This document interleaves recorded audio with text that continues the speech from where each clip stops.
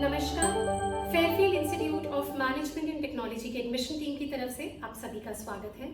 आज हम लोग समझेंगे गुरु गोविंद सिंह इंद्रप्रस्थ यूनिवर्सिटी का एडमिशन प्रोसेस।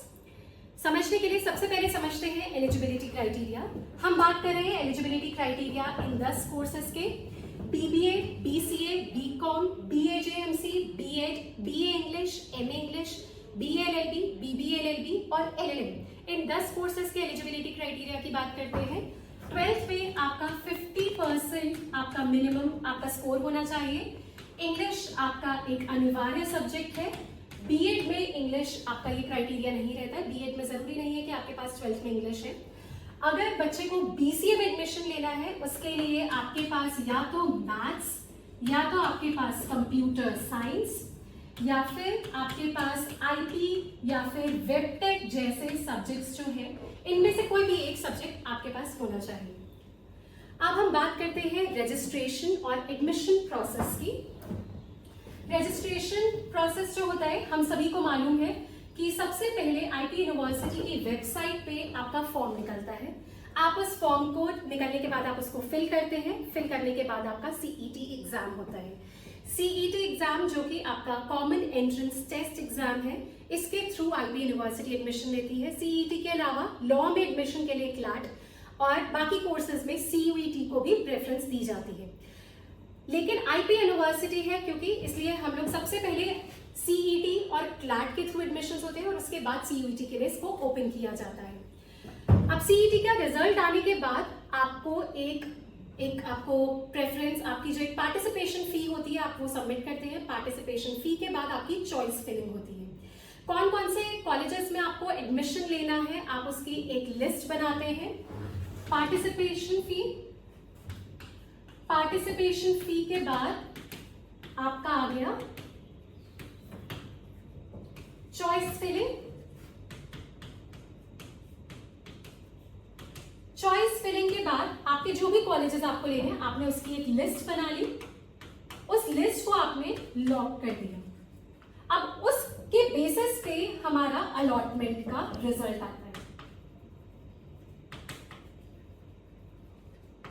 इसके बाद आपका जो रिजल्ट आया है आप IPU की काउंसलिंग फी सबमिट करेंगे जो कि बाकी कोर्सेज के लिए 96,000 है और B.Ed कोर्स के लिए यही फी आपकी 60,000 है।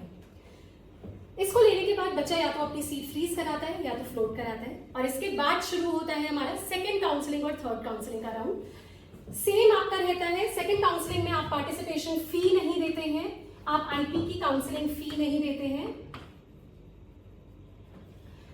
आप चॉइस फिलिंग करेंगे, आपका अलॉटमेंट का रिजल्ट आएगा, या तो आप उसको फ्लोट कराएंगे या आप उसको फ्रीज कराएंगे। यही प्रोसेस आपका थर्ड काउंसलिंग में भी रहता है। और अगर हम बात करें सेकंड काउंसलिंग और थर्ड काउंसलिंग की, तो सेकंड काउंसलिंग की स्टेज पे चल रहा है BBA, BCA, B.Ed, BLLB और BBLLB। थर्ड काउंसलिंग की स्टेज पे पहुंच गया है BCom honours, BAJMC, BA English, MA English और LLM जैसे कोर्स।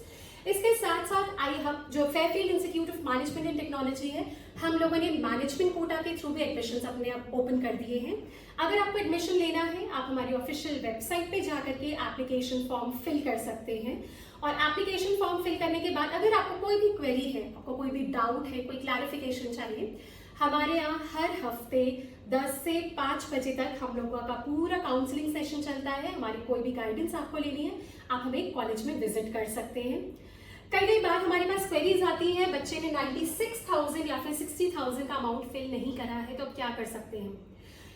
इसके लिए आप एक बार ही कॉलेज में आकर के अगर आपको कोई भी गाइडेंस लेनी है आप ले सकते हैं।